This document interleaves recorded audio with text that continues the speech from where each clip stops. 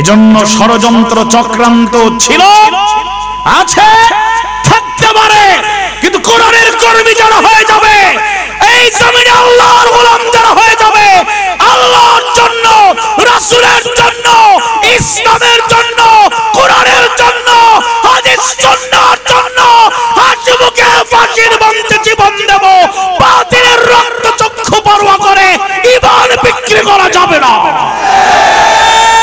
আসসালামু আলাইকুম ওয়া রাহমাতুল্লাহি ওয়া বারাকাতুহু। সবাই কেমন আছেন? আলহামদুলিল্লাহ। কষ্ট হচ্ছে না তো আপনাদের? এই কষ্ট কার জন্য? একটু আওয়াজ বাড়িয়ে বলুন, কার জন্য? সেই মাবুদের দরবারে শুকরিয়া আদায় করছি, পড়ছি আলহামদুলিল্লাহ আলহামদুলিল্লাহ ওয়াস সালাতু ওয়াস সালামু আলা রাসূলিল্লাহ ওয়া বা'দ। আউযু বিল্লাহি মিনাশ শাইতানির রাজীম। বিসমিল্লাহির রাহমানির রাহিম। ইয়া আইয়ুহান নাসু قد جاءتكم موعظة من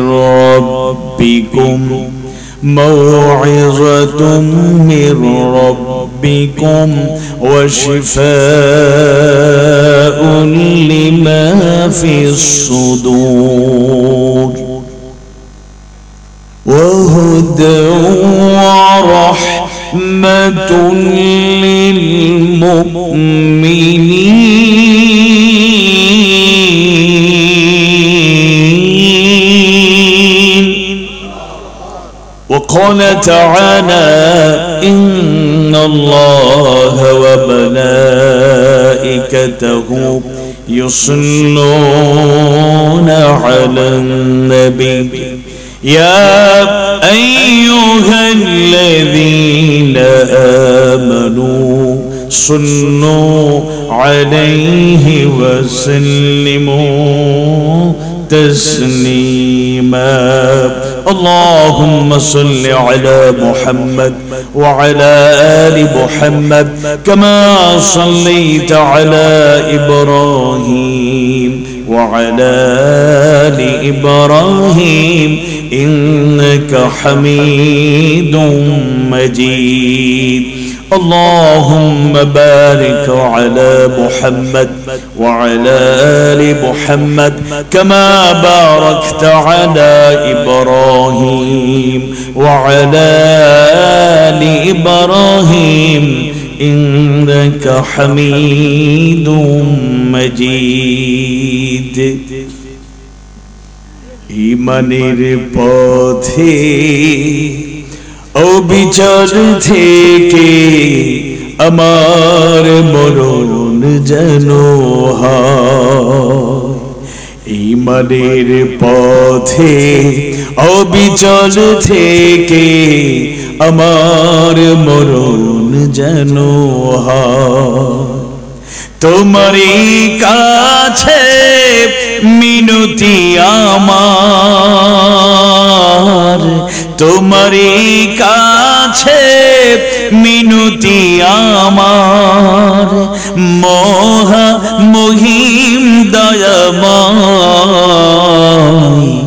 ঈমানের পথে অবিচল থেকে আমার মরণ যেন হয়। প্রতিদিন মিথ্যের মুখোমুখি হই, বেদিন ফাসেকেরা করে হইচই, আজাজিলে সে গোমরাহি সুরগানে করে তোলে মোহময়। ঈমানের পথে অবিচল থেকে আমার মরণ যেন হয়। আধারের দুর্গম আঁকা বাঁকা পথ পথ ভ্রান্তিতে পূর্ণ, যত মতামত কখনো হঠাৎ নফসের তাড়নায় লাগে সুন্দর মনোময়। ঈমানের পথে অবিচল থেকে আমার মরণ যেন হয়।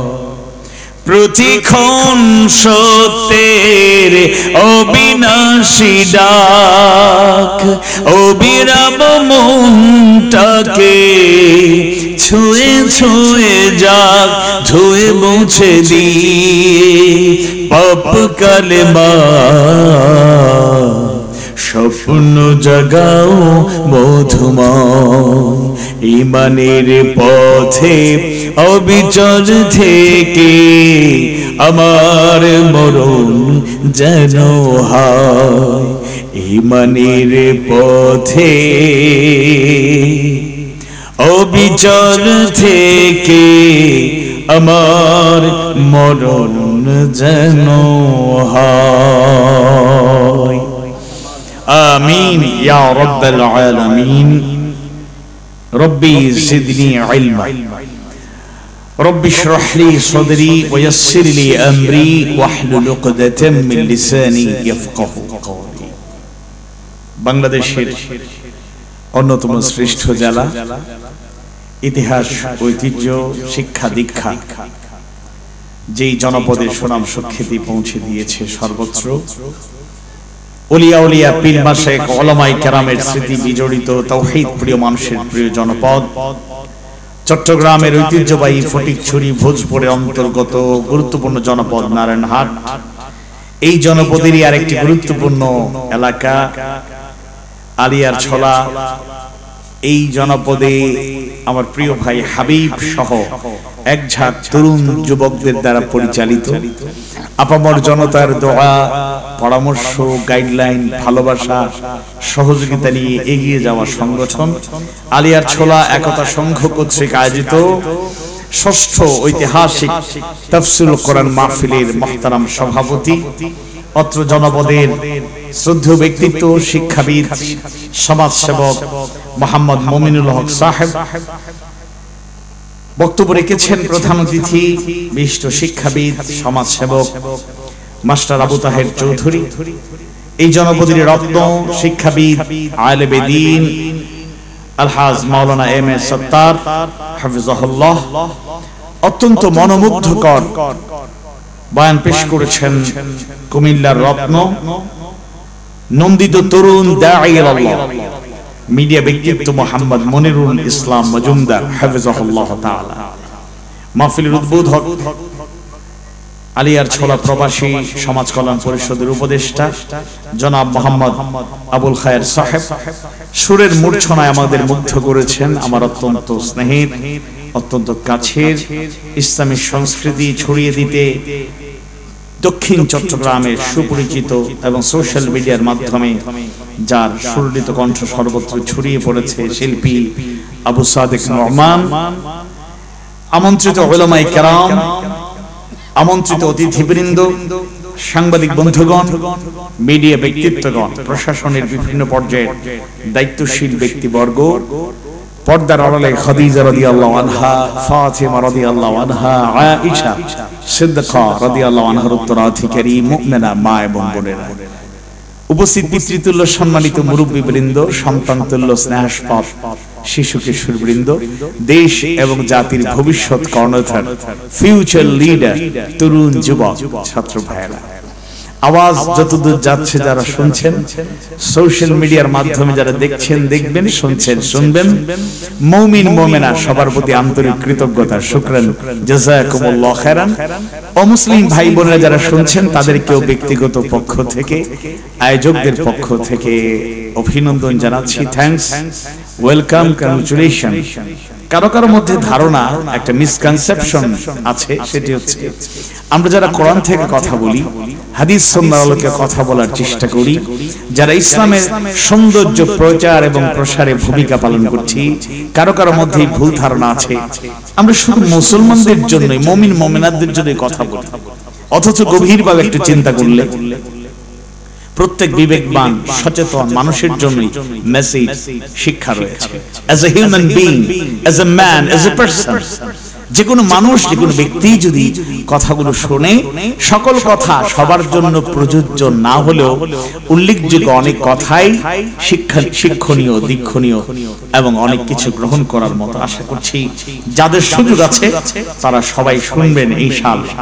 আর শুরুতেই বলে রাখি, বেশি রাত পর্যন্ত আপনাদেরকে আমি কষ্ট দেওয়ার চেষ্টা করব না, যদিও আশা ছিল আরো আগে মঞ্চে আলোচনা শুরু করতে পারলে আপনাদের কষ্ট একটু কম হতো। আমরা তো নেমেই গিয়েছি, এজন্য কোনো সমস্যা নেই। যখনই বলেন আপনারা করতে রাজি আছি, কিন্তু সুইটেবল টাইম হলো এটা ওয়াইজ এবং এটাও ইসলাম সম্মত। বেশি রাত না করি, মানুষদেরকে ঘুমানোর সুযোগ দেওয়া, সালাতুল ফজরটা যেন ডিউ টাইমে, ইন্না সলাতা কানাত আলাল মুমিনিনা কিতাবাম মাওকুতা, সেই হিসেবে সূর্য উদয়ের আগেই যেন, সূর্য ওঠার আগেই যেন আমরা সালাতুল ফজরটা ডিউ টাইমে পড়তে পারি, সেই সুযোগটা দেও মাহফিলের এখান থেকে একটা মেসেজ, একটা শিক্ষা। আমি জানতে চাই আপনারা কি সত্যি ভালো আছেন? আমি জানতে চাই আজকের মাহফিল করতে কি কি অনুমতি আনতে হয়েছে? থানায় বারবার যাইতে হয়েছে? কোন নেতাকে আলাদা তৈল মর্দন করতে হয়েছে? নেতাকেও একটু অনুমতি দাও না, মাহফিলটা করি। আর কাদের কাছে যাবেন? ওরা তো পালাইছে। দুদিন আগে আপা বলেছিলেন সাংবাদিক সম্মেলনে, বলিষ্ঠ পালানোর ইতিহাস আমাদের নাই, কিন্তু তিনি সবার আগে পালালেন। ওনার ভক্তরা, কর্মীরা বলল আপা চলে গেল, বলে গেল না। আর নোয়াখালীর কাকা বলছিলেন পালাবো না, প্রয়োজনে ফখরুল সাহেবের বাড়ি থেকে উঠবো, ঠাকুর গায়ের বাড়ি আছে। যাই হোক, আল্লাহর রহমতে 15.5 বছর যারা জগদ্দল পাথরের মতো আমাদের উপর চেপে বসেছিল, যারা কোরআনের মাহফিলে 140 ফুট জারি করার মধ্য দিয়ে লাখো জনতার চোখে পানি ঝরিয়েছে, যারা কোরআনের পাখিদেরকে শহীদ করেছে, যারা নিরপরাধ মানুষগুলোকে মাসের পর মাস, বছরের পর বছর কারাগারে রাখার ব্যবস্থা করেছে, গোটা জাতি যাদের কাছে জিম্মি হয়ে গিয়েছিল, যারা কোরআন হাদিস সুন্নাহর আওয়াজকে বন্ধ করে দিয়ে এই জমিন থেকে ইসলামের সৌন্দর্যকে স্তব্ধ করতে চেয়েছিল, যাদের মাস্টার প্ল্যান ছিল 2041 সাল পর্যন্ত চেয়ারে থাকতে পারলে, ক্ষমতায় থাকতে পারলে এই জমিন থেকে ইসলামের আলো নিভিয়ে দেবে, কোরআন হাদিস সুন্নাহর আওয়াজকে স্তব্ধ করে দেবে, তাদের আওয়াজ এই জমিন থেকে স্তব্ধ হয়ে গিয়েছে। তাকবীর, আল কোরআনের আলো সংসদে চলো, আল কোরআনের আলো, লিল্লাহি তাকবীর। মাকারু ওয়া মাকারাল্লাহ ওয়াল্লাহু খায়রুল মাকিরিন।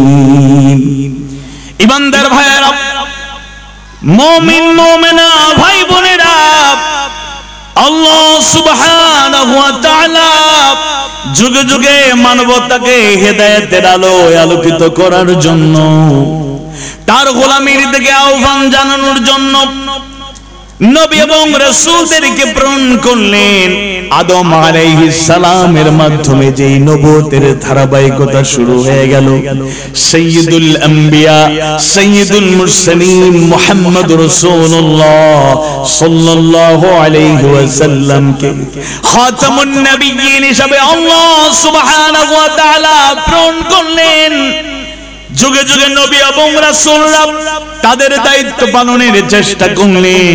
তাদের মৌলিক এবং প্রধান দায়িত্ব ছিল আনিউবুদুল্লাহ ওয়াজতানিবুত তাগুত। তারা আল্লাহর গোলামীর দিকে আহ্বান জানিয়েছেন, তাগুত থেকে জাতিকে ফেরানোর চেষ্টা করেছেন।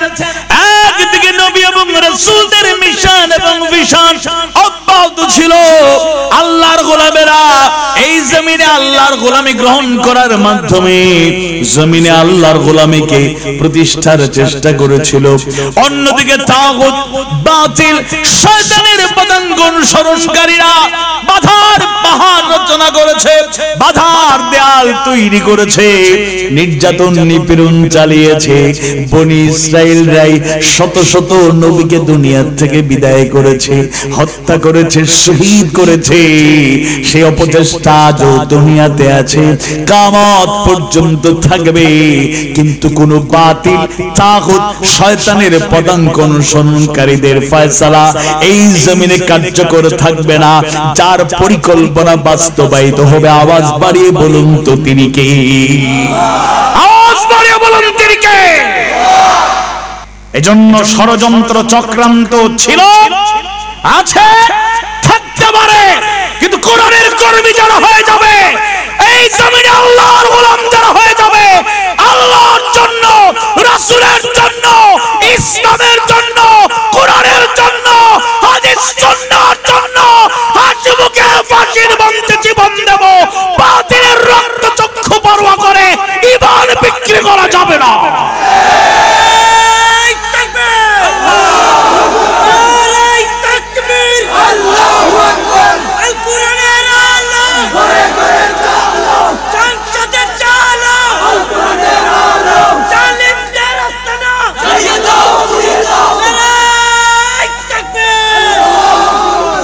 জ্বালানোর দরকার নাই, আল্লাহ এদেরকে হেদায়েত দান করুন। বলে না, ওয়ালা তাস্তাউল হাসানাতু ওয়ালা সাইয়্যা, ওয়ালা তাস্তাউল হাসানাতু ওয়ালা সাইয়্যা।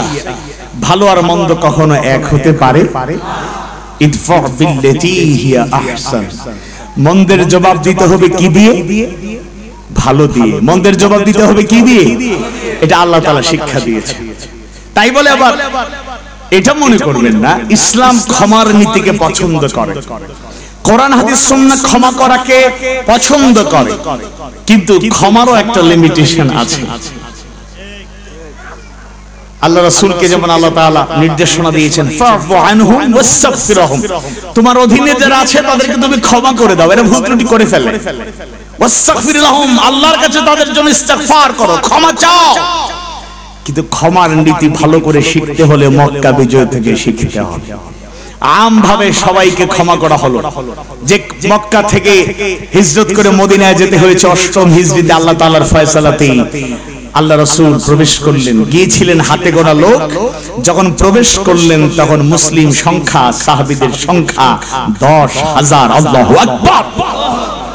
ওই সময়ের জন্য সংখ্যা কম না, কোয়ান্টিটি অনেক বেশি। প্রবেশ করেছেন, আমভাবে ক্ষমার ঘোষণা দেওয়া হয়েছে। ক্ষমার নীতি ইসলাম গ্রহণ করে, তবে একটা মৌলিক জ্ঞান থাকা দরকার, বেসিক কনসেপ্ট ক্লিয়ার থাকা দরকার। সেটি হচ্ছে সিরাত গ্রন্থগুলো পড়লে রাসূলের সেই বর্ণনাগুলো আপনারা পেয়ে যাবেন। হাদিসের বর্ণনা এসেছে মক্কা বিজয় হওয়ার পরে আমভাবে সবাইকে ক্ষমা করা হলো, তবে আল্লাহর রাসূল সিলেক্টেড কিছু ব্যক্তি অমুক অমুক অমুক অমুক একটা তালিকা দিলেন যে এদেরকে ক্ষমা করা যাবে না। এমনকি আল্লাহ রাসূল বললেন তাদের মধ্যে কেউ যদি কাবার গিলাফ ধরে থাকে, মানে এমন একটা ভাব যে আমি এখন আর জীবনে আর গুনাহ করব না, একেবারে পাপ মুক্ত হয়ে নিষ্পাপ হয়ে গেছি, আমি একেবারে সবার জন্য একেবারে উন্মুক্ত, আমি আর এরকম কাজ করব না, নাম তালিকা প্রকাশ করে আল্লাহ রাসূল বলেছেন এদের মধ্য থেকে কেউ যদি কাবার গিলাফ ধরে থাকে সেই জায়গা থেকে নিয়ে এসে তাদের উপর শাস্তি প্রয়োগ করতেই হবে। আমভাবে ক্ষমা করে দেওয়া হবে, এখনই গর্ত থেকে বেরিয়ে যাবেন না।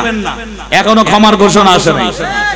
পালায়ে আছেন, পালায়ে থাকেন, লাফালাফি করেন না। মাঝে মধ্যে বিভিন্ন সময় লাফালাফি করছেন, চিটাগাঙে মিছিল করছেন, বের হন। সময়ের ব্যবধানে এমন শায়েস্তা করা হবে জীবনে স্বপ্নেও দেখেন। এখনো বের হইেন না, আল্লাহর কাছে থাকেন, ধৈর্য ধরুন, তওবা আল্লাহর কাছে তওবা করুন, ইস্তিগফার করুন। আল্লাহ যদি ক্ষমা করে দেয়, বান্দাদের হৃদয়ে যদি ক্ষমার গুণ তৈরি হয়ে যায়, তাইলে আপনাদের ভাগ্য আলিঙ্গন হয়ে যেতে পারে। তবে চিহ্নিত খুনি, জালেম, আয়না ঘরের কারিগর, ইউনিভার্সিটি আর কলেজ ক্যাম্পাসের হলগুলোকে যারা টর্চার সেলে পরিণত করেছিল, আয়না ঘরে নির্মম নিষ্ঠুর নির্মম নির্যাতনের কালোধ্যায় যারা রচনা করেছে, প্রকৃত জালেমকে শাস্তি ভোগ করতেই হবে। কোনো সন্দেহ নাই। আল্লাহ তাআলা আমাদেরকে বোঝার তৌফিক দিন, বলুন আমিন। আমরা কি কষ্ট পাচ্ছেন? তাদের জন্য দরদ অনেকেরই থাকতে পারে, কেউ কেউ আবার তাদের সিম্পিতি আদায়ের চেষ্টা করছেন। শুনুন, বিশুদ্ধ পানির অপর নাম জীবন। ছোটবেলায় শুনছিলাম পানির অপর নাম জীবন, কথাটা আসলে ডাস্টবিনের পানিও পানি, গোলা পানিও পানি, আবার নোংরা আবর্জনার পানিও পানি। এটা পান করলে তো বিষাক্ত, এটা ক্ষতি হবে। বিশুদ্ধ পানির অপর নাম জীবন। পানির রংটা আসলে সাদা বলা যায় না, কিন্তু আমরা বলি পানির রং সাদা। যাই হোক, একটা লিকুইড সুন্দর কালার, এটা আমাদের কাছে পরিচিত। এটা রঙিন নয়, এটা সাদার মতোই। যাই হোক, এরকম পানি পান করলে সুস্বাস্থ্যের অধিকারী হওয়া যায়, এনার্জেটিক থাকা যায়, ভালো থাকা যায়, সব সময় প্রয়োজন। কিন্তু কিছু কিছু পানি বাংলাদেশেও আছে যেগুলো একটু কালারফুল, রঙিন পানি। লাল রঙের বিভিন্ন রঙের কালারফুল পানি খাইয়া মাঝে মাঝে কিছু লোক ইসলাম পন্থীদের জয় জয়গার দেখে লাল পানি খায়া কিংবা কালারফুল পানি খায়া উল্টা পাল্টা কয়, মাথায় ঠিক মতো কাজ করে না। এইরকম আবুল তাবুল বলে ইসলামের অগ্রযাত্রা, ইসলাম পন্থীদের অগ্রযাত্রা কেউ ঠেকিয়ে দিতে পারবে না। এই দেশকে কারো মগের মূল্য হতে আমরা দেব না। সম্মানিত উপস্থিতি, কোরআনুল কারীমের গুরুত্বপূর্ণ সূরা, 10ম সূরা, সূরা ইউনূস। এই সূরাটি তাফসীর ইবনে কাসীরের বর্ণনায় এসেছে এটি মাক্কী সূরা। উল্লেখযোগ্য মুফাসসিররা বলেছেন এটি মাক্কী সূরা। তাফসীরে কুরতুবীর বর্ণনায় এসেছে 3টি আয়াতে কারিমা আসলে মাদানী, মদিনায় অবতীর্ণ হয়েছে। আর এই সূরার 98 নম্বর আয়াতে কারিমা ইউনূস শব্দকে চয়ন করে সূরার নাম হয়েছে। ইউনূস নামটি বিখ্যাত। ইউনূস আলাইহিস সালাম আল্লাহর প্রেরিত প্রিয় পয়গম্বরদের মধ্যে অন্যতম। জোরে কোন সুবহানাল্লাহ। যার দোয়া কিয়ামত পর্যন্ত উম্মতি মুহাম্মাদকে শেখানোর জন্য আল্লাহ সুবহানাহু ওয়া তাআলা আয়াতে কারিমায় যুক্ত করে দিলেন।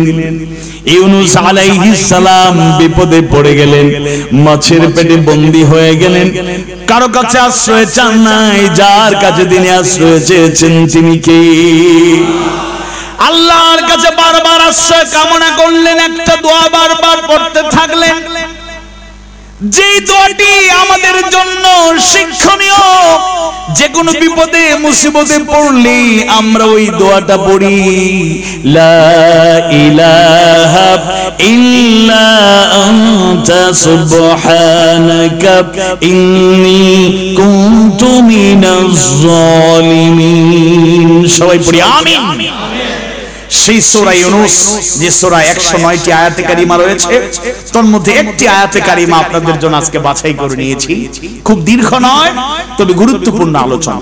কোরআনুল কারীমের 4টি বৈশিষ্ট্য আল্লাহ সুবহানাহু ওয়া তাআলা জানিয়ে দিয়েছেন। এই বৈশিষ্ট্যগুলো যদি আমরা জানার চেষ্টা করি, কোরআন যে আমাদের জন্য কত বড় গুরুত্বপূর্ণ সেটা আমরা উপলব্ধি করতে পারবো, এর ইম্পর্টেন্স আমরা জানতে পারবো ইনশাআল্লাহ।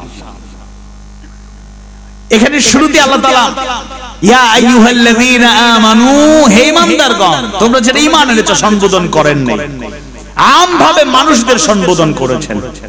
তাই অমুসলিম যারা, তাদের জন্য এখানে শিক্ষা এবং মেসেজ রয়েছে। আসুন আমরা জানার চেষ্টা করি। শেষ দুইটা গুণ আবার খাস ভাবে লিল মুমিনিন, মুমিনদের জন্য বলা হয়েছে। আসুন আমরা 4টা বৈশিষ্ট্য জানার চেষ্টা করি। কোরআন হাদিস সুন্নাহর আলোকে, বাস্তবতার নিরিখে, মুফাসসিরদের বক্তব্যকে প্রাধান্য দিয়ে বর্তমান প্রেক্ষাপটকে সামনে রেখে আমি আলোচনা করতে চাই। আউযু বিল্লাহি মিনাশ শাইতানির রাজীম। বিসমিল্লাহির রাহমানির রাহিম। ইয়া الناس قد جاءتكم موعظة من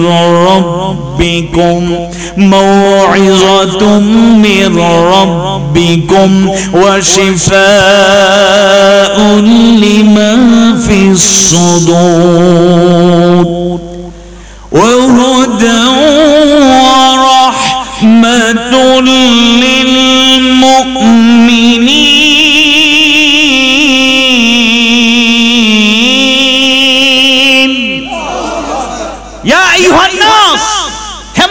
বলছে মানব মণ্ডলী, কদ জাআতকুম মাউইযাতুম মির রাব্বিকুম, তোমাদের নিকট তোমাদের রবের পক্ষ থেকে এসেছে মাউইযা, ওয়াজ, উপদেশ। সুবহানাল্লাহ। ওয়া শিফাউল লিমা ফিস সুদূর, আর অন্তরে যা আছে তার জন্য মহৌষধ, মেডিসিন, বেস্ট মেডিসিন। অন্তরে আছে কি? মুফাসসিররা বলে অন্তরে যত রোগ বালাই আছে, আমাদের অন্তরে রোগ বালাই আছে না নাই? সবাই একেবারে স্পেসিফিক কি কি রোগ আছে আমরা জানি না। তাফসীরে ফাতহুল কাদির, তাফসীরে ইবনে কাসীর, তাফসীরে কুরতুবী সহ জগৎ বিখ্যাত অনেক তাফসীর থেকে আমি 13টি পয়েন্ট আপনাদের জন্য ফাইন্ড আউট করেছি। 13টি রোগ আমাদের অন্তরে বসবাস করে, যেই রোগগুলো সারতে না পারলে, যে রোগ থেকে মুক্তি না পেলে দুনিয়া আখিরাত সব জায়গাতে আমরা বঞ্চিত হয়ে যাব, ক্ষতিগ্রস্ত হব। আল্লাহ আমাদের হেফাজত করুন, বলুন না। কয়টা রোগ? এই পয়েন্টটাতে একটু গুরুত্ব দেব। আবার 13টা পয়েন্ট আমি বিস্তারিত বলতে পারবো না, বলা প্রয়োজন হবে না ইনশাআল্লাহ। তাহলে 13টা রোগ আছে অন্তরের মধ্যে। অন্তরের রোগ মানসিক একটা বড় রোগ। এগুলো থেকে যদি আমরা মুক্তি, পরিত্রাণ পেতে চাই, ফিরে আসতে হবে কোরআনের দিকে।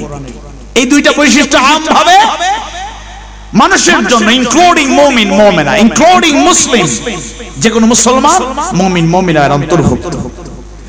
وهدى ورحمة للمؤمنين, আর আল্লাহ সুবহানাহু ওয়া তাআলা শেষের দুইটা গুণ বললেন, কোরআনের বৈশিষ্ট্য বললেন, লিল মুমিনিন, যেগুলো মুমিনদের জন্য।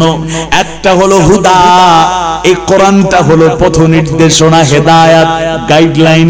ওয়া রাহমা, আর এই কোরআনটা হলো রহমত, করুণা, দয়া, মায়া।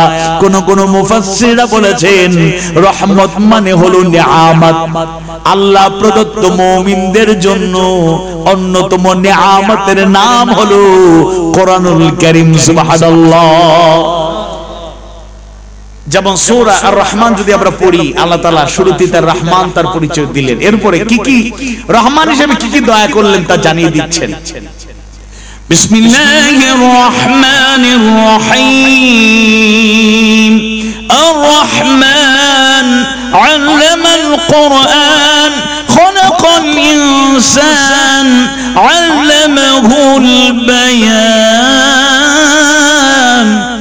আর রহমান পরম করুণাময়, the most merciful। কে? আওয়াজ বাড়ি বলুন, কে? আল্লাহ।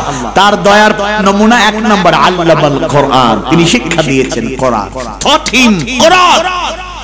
খালাকাল ইনসান, created man, তিনি সৃষ্টি করেছেন মানুষ।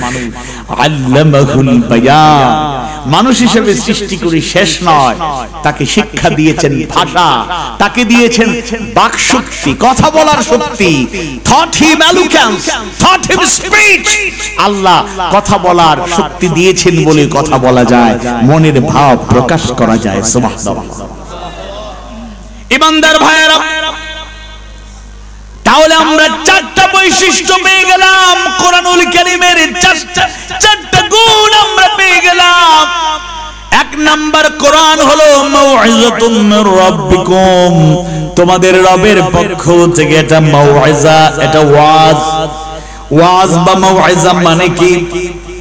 তাফসীর ফাতহুল কাদিরের বর্ণনায় পাওয়া যায়, মাউইযা বা ওয়াজ মানে হলো উৎসাহ কিংবা ভীতি প্রদর্শনের মাধ্যমে পরিণাম সম্পর্কে স্মরণ করে দেয়া। আল্লাহ তাআলা কখনো উৎসাহ দেন, কোরআনের মাধ্যমে ওয়াজ করে উৎসাহ দেন, ওয়ালা তাহিনু ওয়ালা তাহজানু ওয়া আনতুমুল আ'লাউনা ইন কুনতুম মুমিনিন। আল্লাহু আকবার। বিভিন্ন সময় আমরা হতাশ ছিলাম। 15.5 বছরে অনেককে আমরা বলতে, হুজুর পরিবর্তন কি হবে? আমি বলছি আল্লাহ ভরসা, তাওয়াক্কাল তো আল্লাহ, অপেক্ষা করুন, আসবে। লোকেরা হাসে, হুজুর কত বছরই না কতবারই না বললেন পরিবর্তন হবে, পরিবর্তন তো হয় না। বান্দা, আপনার আমার তাড়াহুড়া, আল্লাহ যখন প্রয়োজন তখনই বিজয় দিয়েছেন। সুবহানাল্লাহ। যখন প্রয়োজন তখনই দিয়েছেন। আমি ছোট মানুষ, আমার কাছে এসে অনেকে দুঃখ কষ্টের কথা কয়, তো বলছে হুজুর জেলখানায় গেলে কেমনি কি হবে জানি না, মামলা 2-3টা হয়ে গেছে, একটু দোয়া করে দেন। আব্বা আম্মা খুব উদ্বিগ্ন, ছেলে যদি জেলে যায় কি হবে। কেউ কেউ এসে বলে, হুজুর দেলার ভাই নতুন বিয়ে করছি, বউ তো খুব টেনশনে, মামলা হয়ে গেছে, এখন বউ বলতেছে তুমি যদি চলে যাও থাকবো কেমন। কেউ কেউ উদ্বিগ্নতা প্রকাশ করে, ছোট ছোট বাচ্চা কাচ্চা চলবে কেমনে। মামলা কয়টা? 2-3টা। দোয়া করেন যাতে জেলখানায় না যাইতে হবে, আল্লাহ ভরসা, তাওয়াক্কাল তো আল্লাহ, চিন্তা করেন না। যদি জানতো যার কাছে দোয়া চায় তার মামলার সংখ্যা ছিল মাত্র 54টি। ফটিকছড়িতে, ভোজপুরে আরো আসছি, ওই যে নয়ন ভাই, নোমান ভাইরা আসছে, আছে নাকি এরা? তারা খুব এলাকা থেকে আসছে, মাশাআল্লাহ। যাই হোক, তো এই কোনদিন বলি নাই, কারণ এরা যদি জানতো মামলা 54টা, এত বড় আসামির আমরা নিয়ে আসুন, সামাল দিতে পারুন। আপার একটা অবদান আছে, কেমনে সরকারি খাই, কেমনে কৃতজ্ঞতা স্বীকার না করি বলেন। ওনাদের আমলে মাত্র 3 বার জেলে যাওয়ার সৌভাগ্য হয়েছিলাম, ফ্রিতে খাওয়া। যদিও সকাল বেলায় যে রুটি দিত টেনে ছিঁড়া একটু কঠিন ছিল, তাই ক্যান্টিন থেকে কিনে খাইতে হতো। বুঝতে পারছেন আমার কথা? সর্বশেষ আমার মাহফিল, কি ভদ্র পুলিশ ছিল, মাশাআল্লাহ। এখনো যারা পুলিশ আছেন একটু সংস্কার হচ্ছে, কিছু কিছু সংস্কার হয় না, ইনশাআল্লাহ কালো ইঁদুর গুলো দ্রুতই সরে যাবে ইনশাআল্লাহ। আল্লাহ তাআলা বর্তমানে দেশপ্রেমিক সাহসী সৈনিক যারা দেশের স্বাধীনতা সার্বভৌমত্ব রক্ষায় মানবতার কল্যাণে নিয়োজিত হয়েছেন, আল্লাহ তুমি প্রশাসনের প্রত্যেকটা সেক্টরে প্রকৃত দেশপ্রেমিক প্রশাসনের লোকদেরকে তুমি কবুল করো, দুনিয়া আখিরাতে তাদের জাযায়ে খায়ের দান করো, আমিন। কিন্তু আগের যারা দোষর ছিল অনেকেই তো যোগ্যতা লাগতো না, ক্যাডারদেরকে বিভিন্ন পোস্টে পোস্টিং করছিল। কে কারো কারো ভাব দেখলে মনে হইতো বাপরে বাপ কি যে অবস্থা, খালি জয়েন করছে, কিন্তু ভাব দেখলে মনে হইতো দেশ তাদের বাপের সম্পত্তি। আর এখন ওসি সাহেব, এই থানার ওসি কে বলতেছি না, বহু ওসি সাহেব তো দূরের কথা, পুলিশ সুপাররা চায়ের দাওয়াত দেয়। আর আমাকে যখন লাস্ট অ্যারেস্ট করলো 17 সালের 17 ফেব্রুয়ারি, তখন আমি 18 থেকে 20 জন সিভিল ড্রেসে, ওনারা এখানেও শুনতে পারে, এখানে অনেকে প্রশাসনের লোকেরা থাকে মাহফিলে, যাই হোক আলহামদুলিল্লাহ। এখন 18 থেকে 20 জন হবে সিভিল ড্রেসে ওয়াজ শুনছে। আমি আমার গাড়িতে উঠবো, সালাম দিই, কত ভদ্র, দাড়ি বামে দুজন ফেরেশতার মতো দাঁড়াইছে। আসসালামু আলাইকুম ওয়া রাহমাতুল্লাহ। ওয়া আলাইকুম আসসালাম ওয়া রাহমাতুল্লাহ। হুজুর আপনার নাম কি? মাহমুদুর রহমান দিলার। জি আমার নাম মাহমুদুর রহমান দিলার। পিতার নাম কি? মরহুম অ্যাডভোকেট আব্দুর রউফ। হ্যাঁ আমার পিতার নাম আব্দুর রউফ। আচ্ছা তাইলে আপনার বাড়িতে এখানে না? হয়েছে জি এখানে। তো ওসি স্যার আপনাকে চায়ের দাওয়াত দিছি, গেলাম চায়ের দাওয়াত খাইতে, 5 মাস শেষ। কথা বুঝেন না? 5 মাস শেষ। তো যাই হোক, আমি তো দুর্বল, কিন্তু আমার পুরাতন ওয়াজগুলো তো আপনি শুনেছেন হয়তো বা শুনেন, আল্লাহর রহমতে এখন বেশি আর হুঙ্কার দিতে মন চায় না। কাদেরকে বলবো, এমনি লুকাইয়া অবস্থা খারাপ। আমি অন্যভাবে নিয়েন না, আমার খুব খারাপ লাগছে। একটা লোকের ইন্তেকাল হয়েছে রিসেন্টলি, উনি সরকার দলীয় একজন সমর্থক ছিল সিলেটের। জানি না তার আত্মীয় স্বজন এই ভিডিও যদি কেউ পেয়ে যায় কষ্ট পাবে, I am sorry for that. আমি কষ্ট দেওয়ার জন্য বলছি না, শুধু একটা উদাহরণ দেওয়ার জন্য বলছি। মানে আমাকে আমার মাদ্রাসার এলাকায় আসতে যাইতে সব জায়গায় যারা খুব ডিস্টার্ব করছিল, মাহফিল ওর এলাকায় আমাকে করতেই দেয় নাই, করতেই দেয় নাই। একবার করছি মাত্র তার বাজারে মাহফিল, তাও বাড়ি থেকে অস্ত্র টস্ত্র নিয়ে আমার উপর ঝাঁপায়ে পড়বে আসছিল। এলাকার মুরব্বীরা কইছে আমাদের মেহমান তুমি কি শুরু করছো, থাপ্পড় টাপ্পড় দিয়ে নিয়ে গেছে। আল্লাহর রহমতে, আল্লাহর সিদ্ধান্ত, রহমত এটা বলবো না, গজব আল্লাহ তাআলাই জানেন। আমাকেও যেতে হবে, তিনিও চলে গিয়েছেন, গতকালকে তার জানাজা হয়েছে। আল্লাহ তাআলা তাকে ক্ষমা করুন বলে না। এত উত্তেজনা, এত টান টান উত্তেজনা, আর কি বাড়াবাড়ি, সীমা লঙ্ঘন, এগুলো থেকে শিক্ষা নিতে হয়। তা আমরা মানুষকে আশান্বিত করতাম, বলতাম হতাশা কেটে যাবে, নিরাশা থাকবে না। রাত যত গভীর হয় সূর্যের আলো তত কাছাকাছি আসে। আল্লামা সাঈদী আজকে নাই, কিন্তু তাফসীর মাহফিল হচ্ছে, তাকে আমরা মিস করি, তাকে আমরা অনুভব করি। তার 2 যুগ আগে 3 যুগ আগে যা বলছিলেন একারে সব কাজ মিলে যাচ্ছে। আল্লাহু আকবার। তিনি চট্টগ্রামেই বলেছিলেন, সম্ভবত 99 বা 2000 সালে, তখন জনসংখ্যা 12 কোটি। বলছিলেন বেশি লাফালাফি করবেন না, বাড়াবাড়ি করেন না, 12 কোটি জনগণ ঝাঁকুনি দিলে উড়ে গিয়ে পড়বেন দিল্লি মামুর বাড়িয়া ছাড়া কোনো জায়গা নাই। 2 যুগ পরে হলো তা বাস্তবায়ন হয়েছে। এবং তিনি বলেছিলেন এমন সময় আসবে সীমা লঙ্ঘন করো না, বাড়াবাড়ি করো না, এমন সময় আসবে ইঁদুরের গর্ত খুঁজে পাবা না পালাবার জন্য। আমি বর্ডার এলাকা সিলেটে এক প্রতাপশালী জাস্টিসের চেয়ারে বসে ইনজাস্টিস করা লোক, নাম শামসুদ্দিন চৌধুরী মানিক, শুনছেন তো? আচ্ছা, লোকের আরো বিভিন্ন নামে ডাকে, আমি সেদিকে নাই গেলাম। তো আমি ওই জায়গায় যাওয়ার পরে মাহফিল করার পরে বললাম, আচ্ছা বর্ডার এলাকায় চলে আসছি, ওই মানিক ভাই শুয়েছিল কলাপাতায় কোন জায়গায়? হুজুর দেখবেন? ঠিক আছে, আমাকে দেখাইছে। আমি দেখছি কতক্ষণ আর হাসছি, আল্লাহ আলহামদুলিল্লাহ, তোমার শুকরিয়া। শুনুন, বাজারে বসবেন, চা খাবেন, টেলিভিশনে হঠাৎ করে খবরে দেখবেন এক সময় যে নেতারা দাপট খাটাইছে, এরা হাঁটতেছে জেলখানায়, কষ্ট হয়। আপনারা সামষ্টিকভাবে মুরব্বীরা, এটা কোনো আমলের কথা বলতেছি না, জাস্ট আমি ফ্র্যাঙ্কলি কষ্টের কথা বলতেছি। মাঝে মাঝে মুরব্বীরা ডাকবেন, এই আসো আসো চাচ্চু আসো, এই দেখো এই দেখো এই দেখো, এরা বাড়াবাড়ি করছিল না, এই দেখো লাইন ধরে এতিমের মতো কারাগারে ঢুকে আর বের হয়, আদালতে আসে আর যায়, আছে না নাই? আর পড়বেন আলহামদুলিল্লাহ, এটা কোন সুন্নতের খেলাফ হবে না, আলহামদুলিল্লাহ পড়বেন। জালেমরা এত জুলুম করছে, সীমা সব লঙ্ঘন করেছে। ইমানদার যারা হয়, দুঃখ আছে, কষ্ট আছে, হতাশা আছে, নিরাশা আছে, সাতক্ষীরায় ওই কঠিন সময়ে মাহফিলে গেলাম শ্যামনগর, এক আলেমে দ্বীন আমাকে দেখে জড়িয়ে ধরলেন, দ্বীনের পথের অগ্র সৈনিক, একজন দায়িত্বশীল। আমার সাথে আর কোনোদিন দেখা হয় নাই, কিন্তু এমন ভাবে আমাকে মুআনাকা করে জড়িয়ে ধরলেন, কাঁদছেন, আবেগ আপ্লুত। কিছুক্ষণ অপেক্ষা করলাম, তার আবেগ যখন থেমে গেল, বসে গেলেন।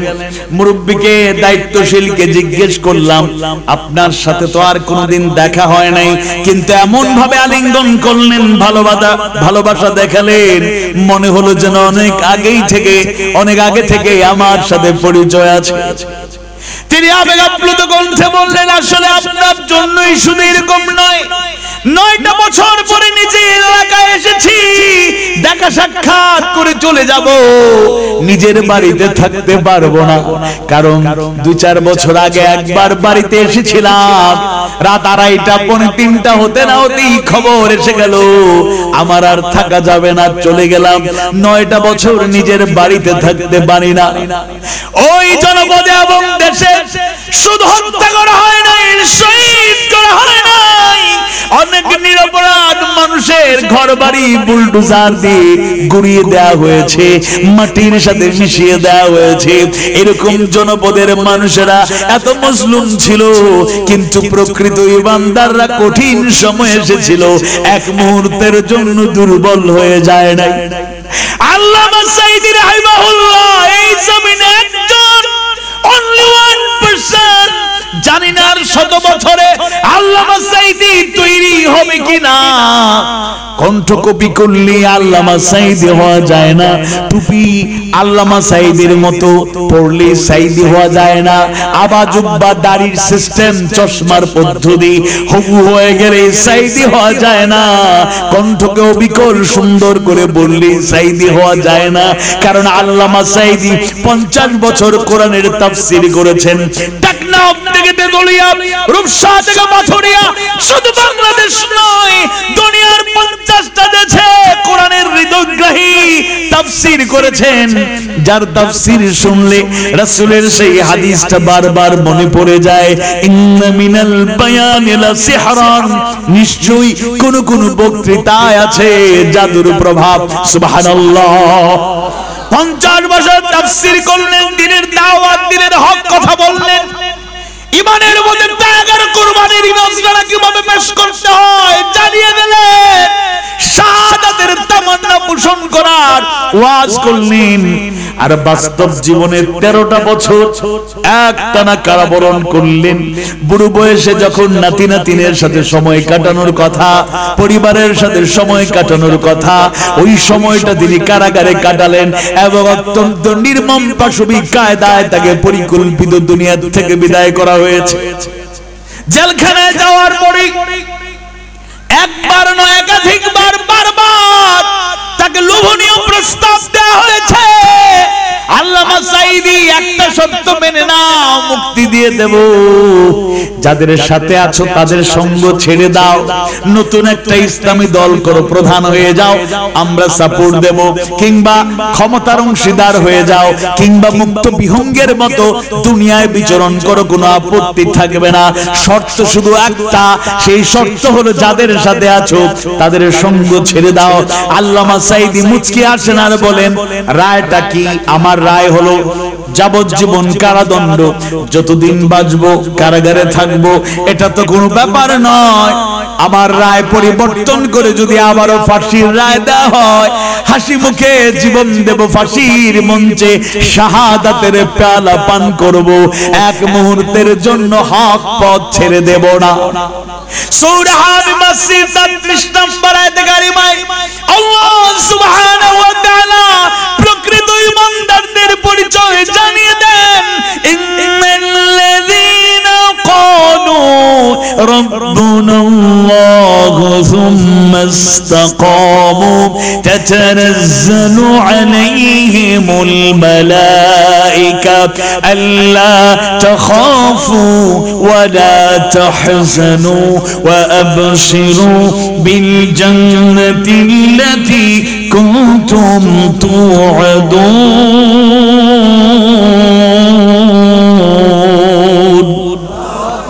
إن الذين قالوا নিশ্চয়ই যারা বলে, ঘোষণা দেয়, রব্বুনা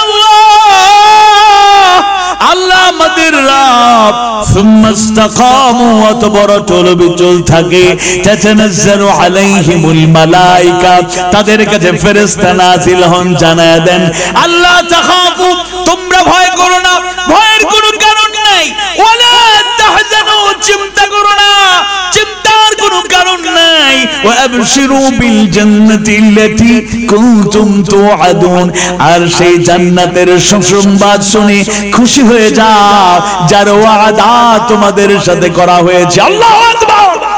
ঈমানের পথে বলিয়ান যারা হয়, যারা প্রকৃত ঈমানদার হয়ে যায়, দুনিয়ার কোনো ভয় তাদের দুর্বল করতে পারে না, কোনো টেনশন তাদেরকে সিরাত মুস্তাকিম থেকে সরাতে পারে না।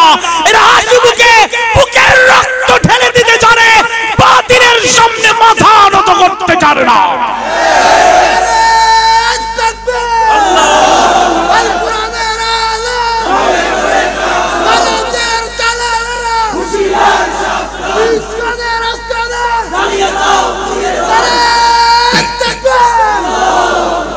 ইমানদার ভাইরা, তাই কোরআন আমাদের হতাশা নিরাশা দূর করতে উৎসাহ দিয়ে অনেক নির্দেশনা আল্লাহ তাআলা ওয়াজ করেছেন, আবার কখনো কোনো ভয় দেখিয়ে আলোচনা করেছেন।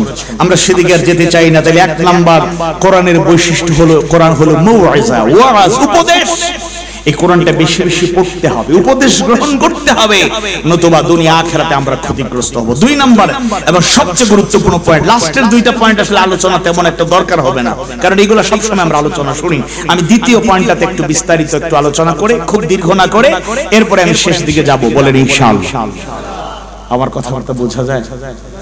আমাদের হাবিব ভাই দাওয়াত দিছে, আমার অনেকে টেনশনে ছিল, দাঁড়ায় ছিল, তারা এখন বসে গেছে। বলেন আলহামদুলিল্লাহ। জায়গা পায় না, এরা দাঁড়ায় আছে। আল্লাহ সবাইকে কবুল করুন। বললাম ইসলামের জন্য কিছু সময় দাঁড়াইলে কোনো সমস্যা নাই, আল্লাহ কবুল করুন। বলেন আমিন। কিন্তু আমি দাঁড়ানো করছি মনে মনে অন্য টেনশন। সিলেট থেকে যে আইলা, তাই যদি সিলেটি ভাষায় ওয়াজ করিয়া যাই কি আমরা বুঝতাম কি? ইয়ার টেনশন নাই। যুবক হলে খানাখানি বলতেন, হাবিব ভাই যে দাওয়াত দিলা, তাই কি তা বাংলা ভাষায় মারতে পারেননি না? কিন্তু বাংলাদেশের এক নম্বর কঠিন ভাষা চট্টগ্রামের ভাষা, আপনাদের ভাষা, এটা মানেন তো? আর দুই নম্বর কঠিন ভাষা সিলেটি ভাষা। এটা বড় মজা লাগে, কিন্তু কিছু বোঝা যায় না। আমাদের ভাইয়েরা অনেকে শিক্ষা সফরে গেছিল, ওরা কথা বলে আর সিলেটি লোকেরা হাসে, আর সিলেটি মা তুললে তারা হাসতে হাসতে যায়। বাংলাদেশে এক এক জায়গায় এক এক রকম। আপনাদের এই তো পাশেই তো ফেনী, আমরা বলি হেনি। হ্যাঁ, যাই হোক, ফেনী থেকে নোয়াখালী লক্ষ্মীপুর গেলে ভাষার আরেকটা রূপান্তর। প্রথম আসছে আমরা দেখা কয়, হুজুর ভালো আছেন কেন? আমি তাকাই আর কই, এমন মানুষ দুনিয়াতে দেখি না। কই ভালো আছেন কেন? আমি ভালো থাকবো না? কই ভালো আছেন কেন? কই কেন ভালো আছেন? আমি কই কি ক্ষুধা লাগছে খাবো। কই হুজুর ভাত খাবেন কেন? আমি কষ্ট করে আমার দাওয়াত দিলেন কেন? দেখছেন কারবার? ওয়াজ করবো, তাফসীর করবো, হুজুর তাফসীর করবেন কেন? আমি সিলেট থেকে আসলাম কেন? এই হলো নোয়াখালী। এক এক জায়গায় চাঁপাইনবাবগঞ্জে কিছুদিন আগে বর্ডার এলাকায় একেবারে বর্ডার দাদা বাবুদের বর্ডার দেখা যায় আর কি, যাই ওখানে ওয়াজ করলাম। চাঁপাইনবাবগঞ্জের ভাষা আরেক বিচিত্রময়, এরা মায়া করে ডাকে, কি করছো গো, ওয়াজ শুনছো গো, ভাল লাগছে গো। মাইমেশিকের দিকে গেলে ভাত খাইছো, হুজুরের ওয়াজ শুনছো, এই বিচিত্রময় ভাষা। আর ঢাকায় হাঁটলে সব জায়গায় অবস্থা না, পুরান ঢাকায় হাঁটলে মনে হয় বাংলাদেশে তো হালা যে আছে আগে জান বাড়ি বাবা পোলার কয় হালা, পোলা বাবার কয় হালা।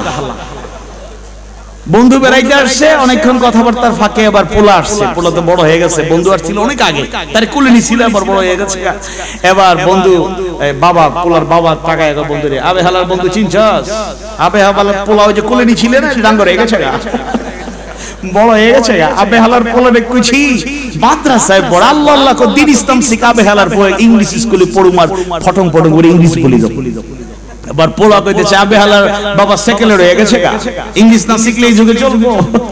মাঝখান থেকে আপনি যদি বলেন এই বাবা কেমন, বাবা লজ্জা নাই ছেলেকে হালা বলেন, এই ছেলে কেমন ছেলে, সম্মান বোধ নাই বাবারে হালা ডাকো। আঙ্কেল হালা কিচ্ছু বুঝে না, এই হালা সেই হালা নেই, এই হালা মহব্বতের হালা আছে না নাই। তো যাই হোক, আমার ভাষা বোঝা যায় এতক্ষণ যা বলছি, বোঝা যায় না? সিলেটি ভাষায় কিছু ওয়াজ করে দিতাম, দেখো সুযোগ পাইলে 2 মিনিট ভালো লাগবে, এরপর আর ভালো লাগতো না। অত দরবা হাবিব বাইরে কই থেকে দড়িয়ে আনছো। যাই হোক, সবাই পড়ি আলহামদুলিল্লাহ।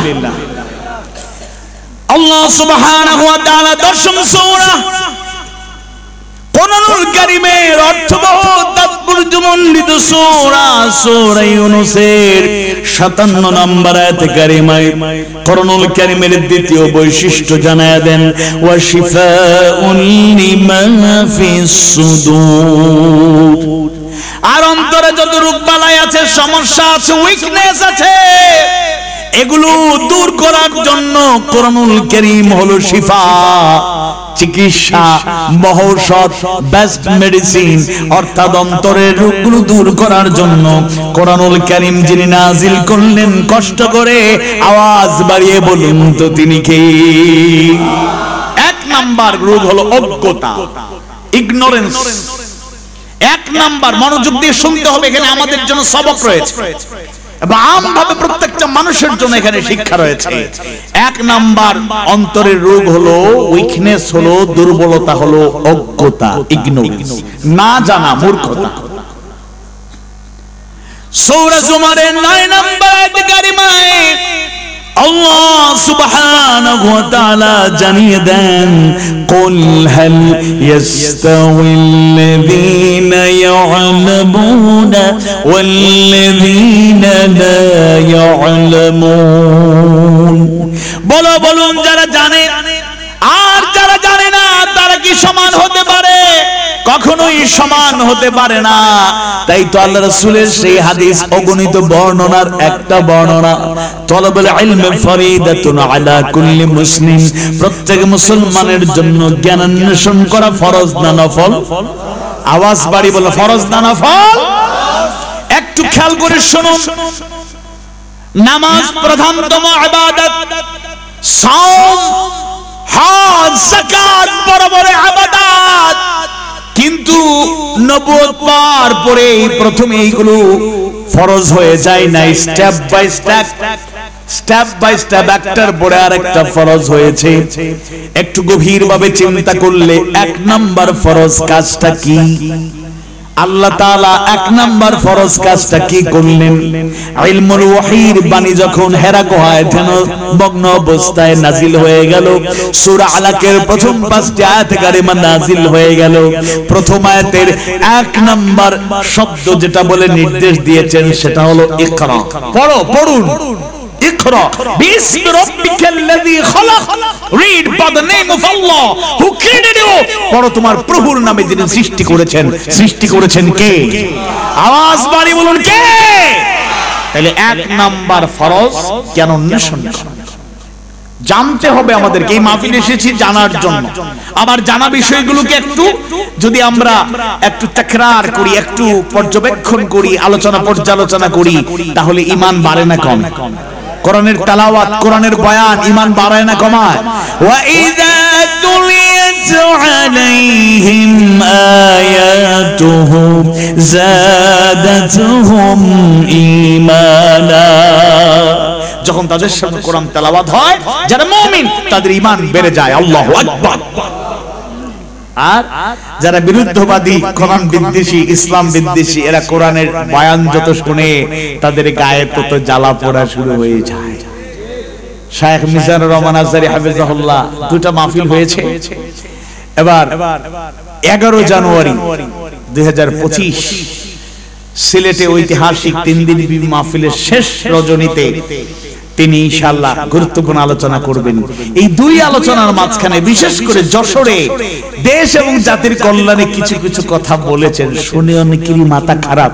এক নেতা বলতেছে এগুলা শুনলে আজহার না মাজার কে আসছে নামটাও জানে না, তার 14 গোষ্ঠী জানে, সে জানে না। বলে আজহার না মাজার কে আসছে, তার কথাবার্তা শুনলে মাথায় কাজ করে না। সে নিজেই বলতেছে মাথা আউলা হয়ে যায়। তোমরা সত্যের সৌন্দর্যের অধিকারী যদি না হও, তোমরা আউলা বাউলা পাগলা হয়ে গেলে আমাদের করার কিছু নেই। পাবনা আছে মেন্টাল হসপিটাল, ভালো মানের চিকিৎসার ব্যবস্থা আছে। ইনশাআল্লাহ আগামীতে আরো চিকিৎসা সেবা বাড়ানো হবে। ওই জায়গায় কয়েকদিন রেস্ট নেন। কিন্তু ইসলামপন্থীদের সত্য সঠিক কথার বিরোধিতা করে আপনারা এই জমিনে কিছু করতে পারবেন না ইনশাআল্লাহ। বলেন ইনশাআল্লাহ। তাইলে 1 নাম্বার দুর্বলতা দূর করা দরকার। মা বোনেরা তো শুনছেন মনে হয় নাকি? প্যান্ডেল আছে, ওনার তো আবার চান্স পেলে গল্প করে বেশি, এই গল্প করবে বেশি, প্রজেক্টর আছে, এটা তার গরম অবস্থা। যাই হোক, আপনারা পর্যালোচনা না করে মনোযোগ দিয়ে শুনবেন, আপনাদের জন্য মেসেজ রয়েছে। আমাদের 1 নাম্বার যেই দুর্বলতা দূর করতে হবে, অন্তরের অজ্ঞতা দূর করতে হবে, জানতে হবে। এই জানা মানে আবার টেনশন করবেন না সবাইকে মুফাসসিরে কোরআন, মুহাদ্দিস, মুফতি, মুআল্লিম, ইমাম, খতিব, বড় বড় ইসলামিক স্কলার হয়ে যেতে হবে না। ততটুকু জানা আপনার জন্য ফরজ, যতটুকু জানলে ঈমানটাকে ঠিকঠাক রাখতে পারবেন, আমলটাকে পরিপূর্ণরূপে করতে পারবেন। বলেন সুবহানাল্লাহ। অনেকে 50 বছর, 60 বছর, 70 বছর থেকে নামাজ আদায় করে যাচ্ছি। আল্লাহ রহম করুন, কবুল করুন, দুর্বলতা দূর করুন। এমনও হতে পারে আমার নামাজ হয়তো কবুল হচ্ছে না। মন যেভাবে চায় সেভাবে নামাজ পড়লে চলবে না, যখন ইচ্ছা তখন পড়া যাবে না। নামাজ 5 ওয়াক্ত ফরজ, আবার 3 বেলা নামাজ পড়া হারাম। 5 ওয়াক্ত নামাজ পড়া ফরজ, আবার 3 বেলা নামাজ পড়া হারাম। সূর্য ওঠার পরে নামাজ কিছু সময় পড়া হারাম। সূর্য যখন ঠিক মাথার উপরে থাকে দ্বিপ্রহরের সময় নামাজ পড়া হারাম। সূর্য অস্ত যাওয়ার পূর্ব লগ্নে নামাজ পড়া হারাম। সেটা ফরজ হোক, নফল হোক, যে কোনো রকমের নামাজ হোক। 1 মাস রোজা রাখা ফরজ, কুতিবা আলাইকুমুস সিয়াম। আবার 5 দিন রোজা রাখা হারাম। বন্ধু বান্ধব, ইয়ং জেনারেশন যুক্ত। এখন বন্ধু বান্ধবরা ঈদুল ফিতরে ঈদের জামাত পরে বন্ধুদের বাসায় বের হইছে মোটরসাইকেল নিয়ে, 10, 12, 15 জন একসাথে ছুটছে। আজকে অনেকে মোটরসাইকেলে ঝাঁকে ঝাঁকে আসছেন, আলহামদুলিল্লাহ। আল্লাহ তাদেরকে কবুল করুন, বলুন আমিন। ঝাঁকে ঝাঁকে এক বাসা থেকে আরেক বাসা যায়, লক্ষ্য করা গেল 2-3 জন লক্ষ্য বলে এক বন্ধু প্রথম বাসাতেও খায় নাই, দ্বিতীয় বাসাতে খায় নাই, 3 নম্বর বাসায় কিছু খায় না। এবার ধরছে গিয়া, কি হইছে, সমস্যা, পেটের সমস্যা? না না, পেটের কোনো সমস্যা নাই। তাইলে খাও না কেন? আচ্ছা দোস্ত, তুমি ধরছো যেহেতু বলি, কানে কানে বলি, সব কমে যাবে, তাকওয়ার খেলাফ। কি হইছে? আমি তো আজকে রোজা রাখছি। 1 মাস রোজা রাখা যে তাকওয়া বাড়ছে, আবার ঈদের দিন রোজা রাখছি। হালাল না হারাম? কথা বলেন, হালাল না হারাম? ভালো করে জ্ঞান অর্জন করতে হবে। অনেকে আছেন, রবিউল ইসলাম ভাই, রবিউল হক ভাই সহ অনেকেই ব্যবসায়ী। এবার দেখুন, ওয়াহাল্লাল্লাহুল বাইআ ওয়া হারামার রিবা। আল্লাহ ব্যবসাকে কি করেছেন? হালাল। এটাকে কেউ হারাম করতে পারবে না। ব্যবসা সুদ একই কারবার, দরকার নাই। নাউযুবিল্লাহ, আপনি অজ্ঞ মূর্খ। আল্লাহ তাআলা বলেছেন ওয়াহাল্লাল্লাহুল বাইআ, আর আল্লাহ ব্যবসাকে হালাল করেছেন। হ্যাঁ, হালাল পদ্ধতিতে ব্যবসা করবেন, কিন্তু ব্যবসাকে আপনি অ্যাভয়েড করতে পারেন না, অবজ্ঞা করতে পারেন না। রিজিকের উল্লেখযোগ্য অংশ ব্যবসায় রয়েছে। আমি ব্যবসা করি না, এটা আমার ব্যাপার, কিন্তু তাই বলে ব্যবসা করতে উৎসাহিত করব না, এটা করা যাবে না। তো ব্যবসার নামে ছল ছাতুরি আশ্রয় নেওয়া, ধোঁকাবাজি করা, মানুষকে ঠকানো, এই সব কাজ করা যাবে। ওয়াহারামার রিবা, সুদকে করেছে হারাম। তাহলে সুদ হারাম জানার পরও যারা তাদের পরিবর্তন হয় না, কিছু বলার নাই। কি বলবো? অনেকে নামাজ পড়ে সুদ খায়, রোজাও রাখে, সুদ ছাড়তে পারে না, হজও করে আসছে, 2-1 মাস রেস্ট নিছে, এবার শুরু করছে। নাউজুবিল্লাহ। রমজান মাস 1 মাস সিয়াম সাধনা করি লাআল্লাকুম তাত্তাকুন, তাকওয়া অর্জনের আশায়। একটা গল্প অনেকবার বলছি আপনাদের, ফটিক ছড়িতে বলছি কিনা জানি না, শুনে দেই, সমস্যা নাই, কিছু গল্প আছে শিক্ষণীয়। এবার এক ব্যক্তি রমজান মাসে রোজাদার অবস্থা অফিসে বসে আছে, বান্ডিল নিয়ে একজন আসলো। বান্ডিল, কিসের বান্ডিল বুঝতে পারছেন? এটার নাম কি? সোহেল না? সোহেল বলো তো, এটার নাম কি? লেনদেন করে মাঝে মধ্যে, অবৈধ লেনদেন, ঘুষ। আচ্ছা, আল্লাহ বলছে ইয়া আইয়ুহাল্লাযীনা আমানু লা তাকুলু আমওয়ালাকুম বাইনাকুম বিল বাতিল, হে ঈমানদারগণ, তোমরা একে অপরের সম্পদ অন্যায়ভাবে ভক্ষণ করো না। আচ্ছা, এটা ঘুষ থেকে শুরু করে যত রকমের ছলচাতুরি আছে। এবার রমজান মাসে অফিসে বসে আছে, একজন বান্ডিল নিয়ে আসলো, স্যার আপনার পেমেন্টটা একটু। তিনি তো খুশি হওয়ার কথা, সামনে ঈদ আছে, টাকা পয়সা দরকার, তিনি খুশি না হয়ে নারাজ হয়ে গেলেন। বেয়াদব! সে তো ভয় পাইছে, স্যার আপনি তো বলছিলেন নিয়ে আসার জন্য। বেয়াদব! এখন কোন মাস? স্যার রমাদান মাস। রোজা রাখছো? জি স্যার রোজা রাখছি। আমি রোজাদার, আপনি তো আমার থেকে ভালো রোজাদার, তাইলে রমজান মাসে রোজা রাখা এই লেনদেনটা কেমনে করলা? I am sorry for that, sir ভুলে গেছে, এটা করব না, ভবিষ্যতে খেয়াল রাখবো। সে চলে যাচ্ছে, দরজার কাছাকাছি গেছে, এবার বলে এই শোনো, অনেক দূর থেকে কষ্ট করে আসছো, ড্রয়ারে রেখে দাও, ইফতারের পরে দেখবো। কথা বুঝেন না? তাহলে রোজা অবস্থায় ইফতারের পূর্ব পর্যন্ত ঘুষ খাওয়া হারাম, ইফতারের পর কি হালাল হয়ে যায়? আহা, এটা আওয়াজ বাড়ি করে হালাল হয়ে যায়? হারাম তো সব সময় হারাম। তাহলে আমাকে অন্ত হারাম থেকে বেঁচে থাকা, হালালটাকে গ্রহণ করা, এই বেসিক কনসেপ্ট, ফান্ডামেন্টাল নলেজ, এই জ্ঞান আপনার থাকতেই হবে।